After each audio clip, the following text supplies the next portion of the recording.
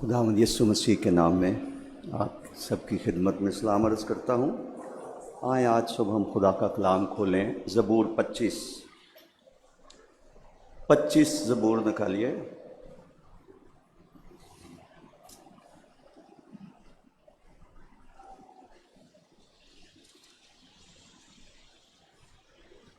Psalm 25 پہلی آیت سے تلاوت سنیے۔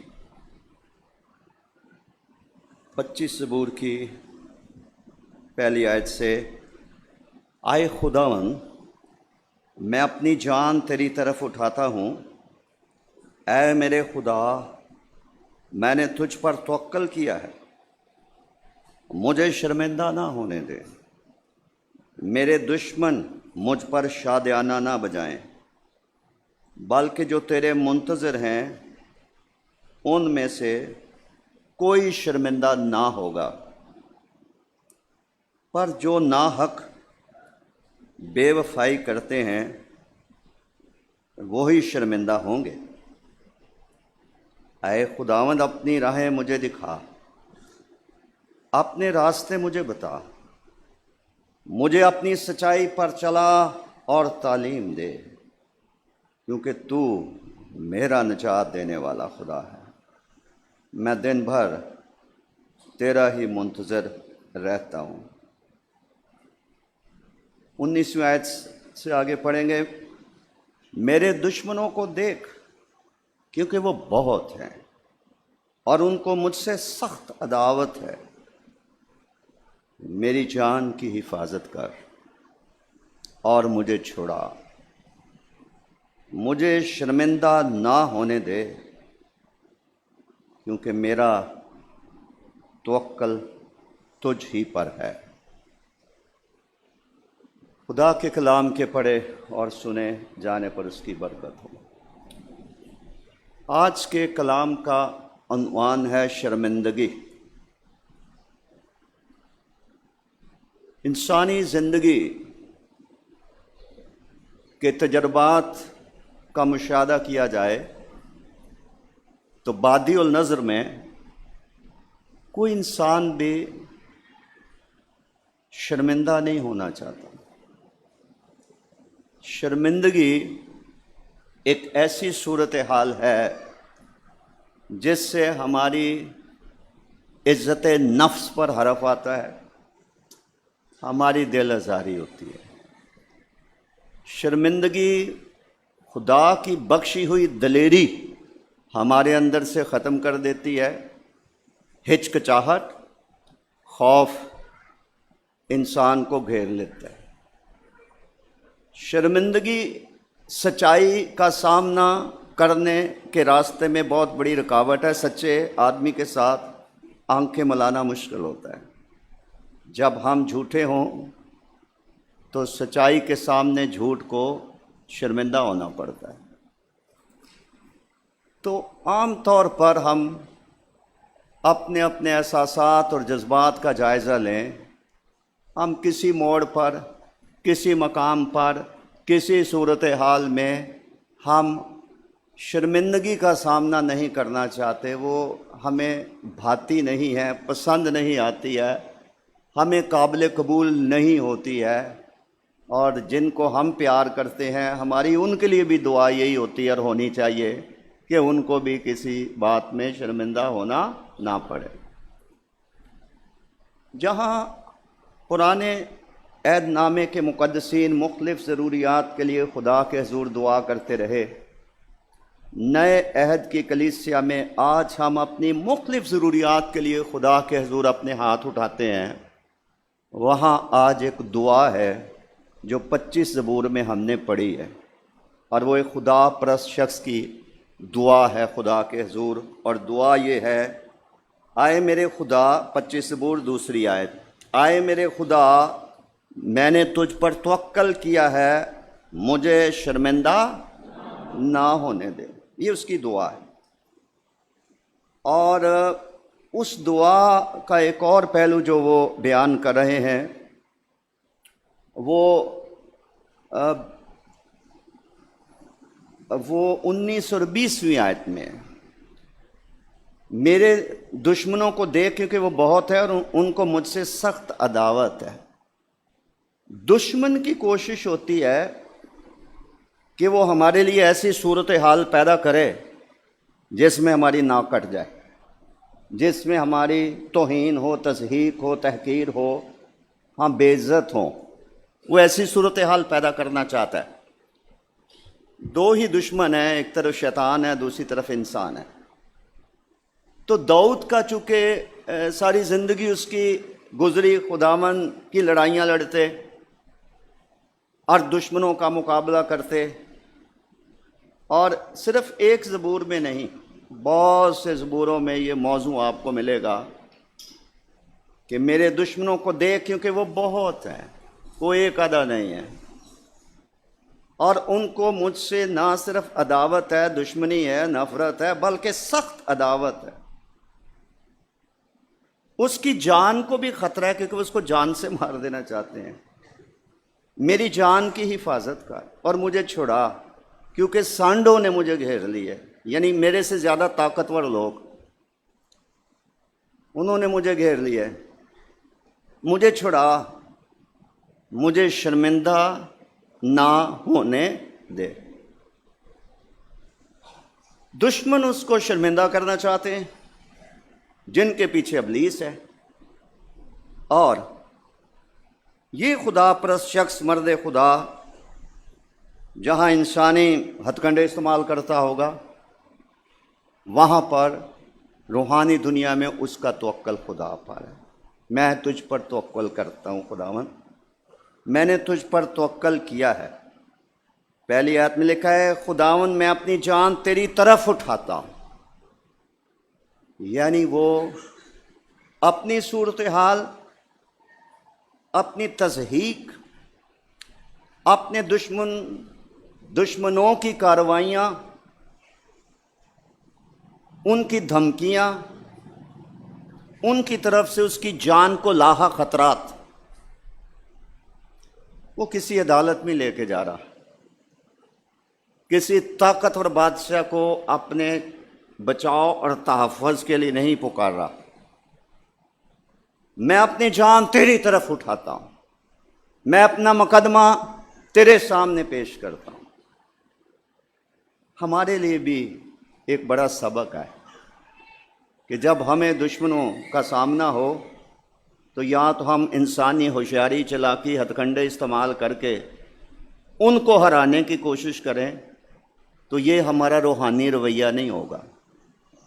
یہ خدا پرستوں کا یہ کام نہیں ہوتا ہے۔ وہ دکھ پا کر کسی کو دکھ نہیں دیتے، وہ گالیاں کھا کر کسی کو گالی نہیں دیتے۔ خدا پرست لوگ ایسی صورتحال میں وہ اپنے آپ کو سچے انصاف کرنے والے کے سپرد کرتے ہیں، تاکہ خدا انصاف کرے کہ میرے دشمن ٹھیک تھے، ان کا موقف ٹھیک تھا یا میں ٹھیک تھا۔ اس کا فیصلہ خدا کرے گا۔ خدا کے ہاتھوں میں اپنے آپ کو سونپنا، اینٹ کا جواب پتھر سے نہ دینا، ایک گال پر کوئی تماچا مارے دوسرا گال بھی اس کی طرف کر دینا۔ دنیا کے دنا ترین بادشاہ کی اس بات کو یاد رکھنا کہ یوں نہ کہہ، امثال کی کتاب میں لکھا یوں نہ کہہ کہ جیسا اس نے میرے ساتھ کیا ویسے میں ہی کروں گا، جو آج کی دنیا میں ہو رہا ہے۔ تو یہاں پر ہمارے لیے سبق یہ ہے کہ ہر طرح کے حالات جن میں ہم گھر جاتے ہیں، اچھا ہے کہ ہم جادوگروں کا پیچھا نہ کریں اپنے دشمنوں کو نقصان پہنچانے کے لیے، جو کہ کہیں کہیں ایماندار بھی کرتے ہیں، کئی پکڑے ہیں میں نے بھی۔ کبھی کبھی لوگ طاقتور آدمی کا سہارا لیتے ہیں کہ اس کو اب بلا لیں، یہ چھڑائے گا، یہ مدد کرے گا۔ کئی دفعہ لوگ جھوٹ کا، مکاری کا کوئی ڈرامہ کر کے کوئی ایسا کام کر لیں گے تاکہ وہ بچ جائیں، ان کی بچت ہو جائے، حالات کی دلدل میں سے نکل آئے۔ لیکن نہیں، روحانی طریقہ جو آج سے کوئی 3000 سال پہلے داؤد کے لیے فائدہ مند تھا، درست تھا، کہ اپنی جان ایسے حالات میں خدا کی طرف اٹھائی جائے۔ یہی سبق آج ہمارے لیے۔ ایک جملہ میں کہوں گا، اگر آپ یاد رکھ سکیں۔ یاد رکھیے، کبھی بھی ہم روحانی لڑائی جسمانی ہتھیاروں سے لڑیں گے تو ایک تو ہم نے شکست کھانی ہے اور ایک مسئلہ حل نہیں ہونا۔ روحانی لڑائی روحانی ہتھیاروں سے لڑی جاتی ہے، یہ خدا کے کلام کا فیصلہ ہے۔ جسمانی لڑائیاں جسمانی طریقے سے لڑی جاتی ہیں۔ چونکہ ہماری جسمانی لڑائی نہیں ہے، افسیوں 4:10 سے دیکھیں، چھٹے باب 10ویں آیت سے دیکھیں، ہماری لڑائی خون اور گوشت سے نہیں، انسانوں کے ساتھ نہیں ہے، شرارت کی روحانی فوجوں سے۔ ہمارے لڑائی کے ہتھیار جسمانی نہیں بلکہ خدا کے نزدیک کلوں کو ڈھا دینے کے لائق ہے، کیونکہ ہمارے پاس روحانی ہتھیار ہے۔ اب میرے پر، آپ پر، سب پر آزمائش آتی ہے کہ دنیا میں رہتے ہوئے جب مختلف معاملات میں ہم گھرتے ہیں اور کئی طرح کی ایسی صورتحال جس میں جھگڑے کا، انتقام کا، مقدمے کا، مار پیٹ کا، الزام تراشی کا موقع پیدا ہوتا ہے، آزمائش آتی ہے ہم سبوں پر کہ ہم اس صورتحال میں ہم جسمانی ہتھیار استعمال کریں۔ یہ ہماری غلطی ہوگی، یہ ہماری غلطی ہوگی کہ ہم روحانی معاملات کو جسمانی ہتھ کنڈوں سے، سیاست، پارٹی بازی، ووٹ کی طاقت، جمہوریت، جدھر زیادہ لوگ ہیں وہ بات صحیح ہے، وہ غلط ہے۔ ضروری نہیں کہ سب لوگ سچ کا ساتھ دیں۔ ممکن ہے ایک نبی ایک طرف ہو، 400 جھوٹے نبی ایک طرف ہوں۔ آج دنیا بڑی جمہوریت کے گن گاتی ہے، اس کے جو منفی اثرات ہیں وہ بہت کم لوگ سمجھتے ہیں۔ لہٰذا جب بھی ہمیں کسی طرح کی بھی مشکل صورتحال کا سامنا ہے، بحیثیت ایماندار خدا پرستی کا اقرار کرنے والے، حال پر ہاتھ رکھ کر مسیح کے پیچھے چلنے والے، تو ہمارے لیے ایک سنہری اصول ہے کہ ہم اپنی جان خدا کی طرف اٹھائیں۔ ہم اپنے آپ کو سچے انصاف کرنے والے کے سپرد کریں۔ کس احساس کے ساتھ؟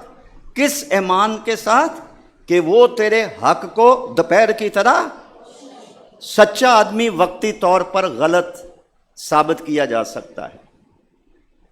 درست موقف پر کوئی شخص ہو، ممکن ہے 1000 آدمی اس کے خلاف کھڑا ہو جائے اور الزام لگا کر اور ثابت کرنا چاہے، اگر وہ سچا ہے، بائبل کا خدا کہتا ہے وہ تیرے حق کو دوپہر کی طرح روشن کرے گا۔ دنیا جان جائے گی کہ تو سچا تھا یا وہ سچے تھے۔ اس میں وقت لگتا ہے۔ خدا کی عدالت کا صبر سے انتظار کرنا پڑتا ہے کہ کب خدا میرا رونا سنے۔ وہ ہم کہتے ہیں نا، سنے گا رب رونا میرا، ناڑے سب پکارا، تو اس کے لیے انتظار کرنا پڑتا ہے، جو 40 زبور میں لکھا ہے، میں صبر دے نال آس رکھ۔ جو بھی صورتحال ہے ہم نے خدا کے سامنے رکھی ہے، اس کا مطلب یہ نہیں کہ ایک طرف دعا بھی کرتے جائیں، ایک طرف انسانی ہتھ کنڈے بھی استعمال کرتے جائیں، پھر خدا کچھ نہیں کرے گا، وہ ہم پہ ہی چھوڑ دے گا، کر لے دو تو کر سکتا ہے۔ خدا پہ جب ہم معاملات کو چھوڑتے ہیں تو پھر صبر سے خدا کو کام کرنے کا موقع دیا جاتا ہے، خدا کے روح کو کام کرنے کا موقع دیا جاتا ہے، اور خدا کی عدالت اور انصاف کا صبر سے کیا کیا جاتا ہے؟ انتظار کیا جاتا ہے۔ جب انتظار کیا جاتا ہے اپنی آستینیں اوپر کر کے، تو جھگڑا کرنے سے اجتناب کیا جاتا ہے، تو پھر خدا کی ذمہ داری ہے کہ میرے بیٹے یا میری بیٹی نے اپنی جان میری طرف اٹھائی، اس نے گالی کے بدلے گالی نہ دی، اس نے انتقام نہ لیا، اس نے اپنے آپ کو بے قصور ثابت کرنے کی کوشش نہ کی، اس نے آگے سے زبان درازی نہ کی، خاموش رہا۔ اب میں اس کا انصاف کروں۔ جو رات دن مجھ سے فریاد کرتے ہیں، جو اپنی جان میری طرف اٹھاتے ہیں، میں ان کا انصاف کروں۔ اب مجھ پر، آپ پر آزمائش اس لیے آتی ہے کہ ہمارے سے صبر نہیں ہوتا۔ ادھر ہم نے دعا کی، خدا کی طرف سے کوئی جواب نہ آیا تو پھر ہم انسان ہوتے ہوئے اشتعال میں آتے ہیں، ریئیکٹ کرتے ہیں، اپنا رد عمل ہم ظاہر کرتے ہیں کسی طرح کی بھی صورت حال ہو۔ میرے خیال میں اس دعا کا کوئی فائدہ ہی نہیں ہے جس میں ایمان نہیں اور صبر نہیں اور انتظار نہیں۔ ادھر سے دعا کر دی، سب کچھ خود ہی کرتے گئے، تو دعا ہم نے کیا کی تھی وہ نہ ہی کرتے تو اچھا۔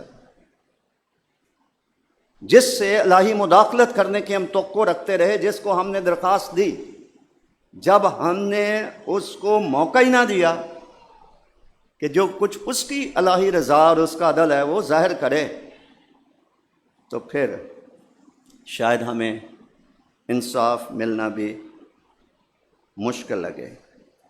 آئے خداوند میں اپنی جان تیری طرف اٹھاتا ہوں، آئے میرے خدا میں نے تجھ پر توکل کیا، کسی وکیل پر نہیں، کسی جادوگر پر نہیں، کسی رشتہ دار پر نہیں، اور کسی حمایت کرنے والے پہ نہیں، کسی سیاستدان پر نہیں، کسی باعث اثر انسان پر نہیں، میں نے تجھ پر توکل کیا۔ یہ ہے سبق ہمارے لیے۔ غربت ہے، بے روزگاری ہے، مقدمے بازی ہے، جھوٹے الزامات ہیں، اور روحانی جنگ ہے، غلط فہمیاں ہیں، بدگمانیاں ہیں، جو کچھ بھی ہے۔ لیٹ گاڈ بی جج، خدا منصف ٹھہرے، وہ عادل ٹھہرے۔ اور وہ کب ہوگا؟ وہ اس وقت ہوگا جب ہم اپنا آپ اور اپنے معاملات ہم خدا کے ہاتھوں میں دیں گے، اس کے سپرد کریں گے، اور پھر ہم صبر سے خدا کے وقت کا انتظار کریں۔ شاید اس دورانیے میں حنا کی طرح طنز سن کر، عیب جوئی سن کر، تانا زنی سن کر آنسو بھی بہانے پڑے اور بہائے ہوں اور بہائے جا رہے ہوں۔ بائبل کی تعلیم یہ ہے، ہر کام کا ایک وقت ہے۔ خدا ہمارے وقت کے حساب سے نہیں چلتا ہے۔ اگر ہم کہیں فلاں خاندان کی فلاں شخص کی عدالت کر دے، کل ہی ان میں سے کو مر جائے، کسی کو فالج ہو جائے، اور ہمارے کہنے سے یہ نہیں ہوگا۔ اوپر والا کیا کرنا ہے، اس نے کب کرنا ہے، کیسے کرنا ہے، یہ اس کے اختیار میں ہے۔ وہ ساورن گاڈ ہے، اپنی مرضی کا مالک ہے۔ وہ ہم سے مشورہ نہیں چاہتا، نہ ہمیں جرأت کرنی چاہیے خدا کو مشورے دینے کی۔ وہ آپ جانتا ہے کہ وہ کیا کرے گا اور کیسے کرے گا اور وہ کب کرے گا۔ ہمارے اوپر آزمائش ہے کہ اس حالات میں ہم اپنی جان خدا کی طرف اٹھاتے ہیں یا کسی اور کی طرف اٹھاتے ہیں۔ ہم خدا پر توکل کرتے ہیں، روپے پیسے پر، سفارش پر، رشوت پر ہم توکل کرتے ہیں، کسی زور آور شخص پر ہم توکل کرتے ہیں، وہ دیکھ رہا ہوگا۔ تو اس لیے میری دعا ہے کہ آج ہمیں اس بات کی سمجھ آ جائے کہ جب تک ہم انسانی بدن میں ہیں، آج کے دن تک اور جب تک ہم جیتے ہیں، مختلف قسم کے حادثات، حالات، واقعات کا ماضی میں بھی ہمیں سامنا کرنا پڑا ہوگا، آئندہ بھی ہمیں کرنا پڑے گا۔ اگر آج ہم اس بات کو تسلیم کر لیں، دل سے تسلیم کر لیں، قبول کر لیں، مان لیں، پلے باندھ لیں، جب بھی زندگی میں کسی طرح کی بھی صورتحال پیدا ہوئے، میں نے اپنی جان اپنے خداوند کی طرف اٹھانی ہے، کیونکہ وہ میرا خدا ہے، وہ میری طرف ہے، میں اس کا ہوں، وہ میرا ہے۔ ہم اس کے لوگ اور اس کی چراگاہ کی بھیڑیں، میں اس کی ملکیت ہوں، مجھے خریدا ہوا ہے، میں خدا کا بیٹا، خدا کی بیٹی، میں خدا کے زمینی خاندان کلیسیا کا بھی رکن ہوں، میں آسمان پر جو خدا کا خاندان ہے میں اس کا بھی رکن ہوں۔ خدا میرے ساتھ ہے، میں غلطی کروں گا خدا مجھے بھی تماچے مارے گا، نہ صرف تماچے مارے گا، وہ مجھے بھی کوڑے مارے گا۔ اگر میں درست ہوں خدا مجھے چھڑائے گا، خدا مجھے بچائے گا، خدا میرا انصاف کرے گا۔ یہ ایک ایسی سچائی ہے جو اگر ہماری سمجھ میں آ جائے خدا کے فضل سے اور ہم اس کو قبول کر لیں تو ہمارے کئی مسئلے حل ہو جائیں گے۔ آئے خداوند میں اپنی جان تیری طرف اٹھاتا ہوں، اے میرے خدا میں نے تجھ پر توکل کیا ہے، میں نے تجھ پر توکل کیا ہے۔ اور 20 آیت میں لکھا ہے مجھے شرمندہ نہ ہونے دے کیونکہ میرا توکل تجھ ہی پر ہے۔ پھر 21 آیت میں لکھا ہے کیونکہ مجھے تیری ہی آس ہے،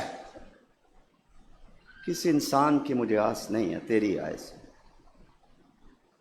تو خدا پر بھروسہ کرنا، اس پر آس رکھنا، اس پر توکل کرنا۔ توکل پرانے عہد نامے کا وہ لفظ ہے جو نئے عہد نامے میں مشتمل ایمان کا متبادل لفظ ہے۔ توکل کرنا، خدا پر ایمان رکھنا، ایک ہی بات ہے۔ میں نے تجھ پر توکل کیا ہے۔ 25 زبور دوسری آیت، مجھے شرمندہ نہ ہونے دے، میرے دشمن مجھ پر شادیانہ نہ بجائیں۔ اس کو ڈر کس کا ہے؟ دشمنوں کا۔ اس کو سامنا کس کا ہے؟ دشمنوں کا۔ اور وہ ایک نہیں ہے، وہ بہت زیادہ ہے، اور وہ ہلکی پھلکی مخالفت نہیں کر رہے، ان کو مجھ سے سخت عداوت ہے۔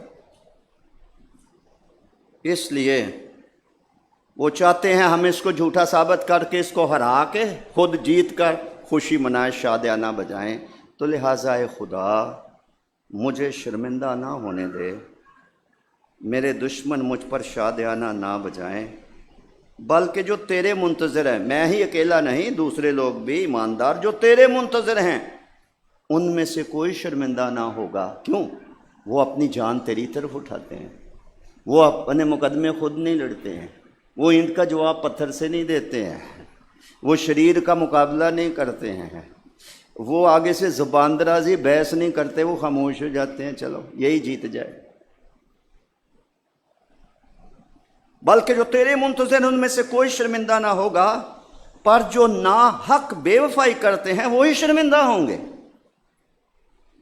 پھر ایک بڑی پیاری بات جو ہماری سب کی ضرورت ہے، نوجوانوں کی، بیٹوں بیٹیوں، خادموں کی ضرورت ہے، وہ 4 آیت میں لکھا ہے، اے خداون اپنی راہیں مجھے دکھا کہ موجودہ صورتحال میں نے کون سا راستہ اختیار کرنا ہے۔ یہ نہیں جدھر مرضی چل پڑے۔ زندگی میں بہت سارے ایسے مواقع آتے ہیں جب ہم ایک چوراہے پر کھڑے ہوتے ہیں۔ چوراہا کس کو کہتے ہیں؟ جہاں سے کم از کم 4 سڑکیں نکل رہی ہوں۔ اب ہم انسان ہیں، بھیا